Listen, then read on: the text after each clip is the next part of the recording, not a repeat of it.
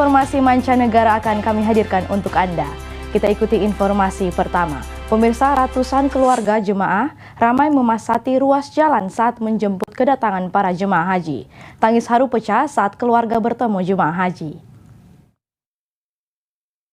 Beginilah suasana penyambutan jemaah haji. Tampak keluarga jemaah ramai memadati ruas jalan di depan asrama haji transit Ternate. Jemaah yang baru tiba dari Bandara Babulah langsung diarahkan ke asrama haji Kelurahan Ngade, Ternate, Maluku Utara.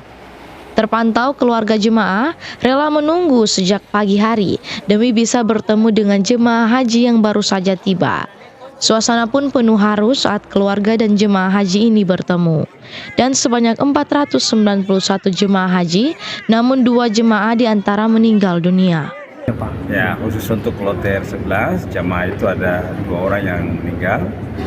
Pertama Ibu Esa, berasal dari Kabupaten Halmahera Barat, dan yang kedua Pak Samin, Kota Ternate.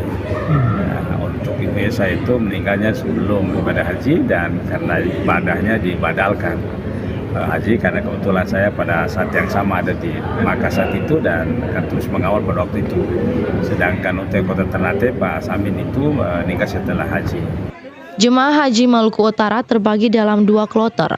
Kloter pertama sebanyak 389 jemaah, sedangkan kloter kedua sebanyak 102 jemaah tiba di asrama haji transit Ternate pada Selasa pagi.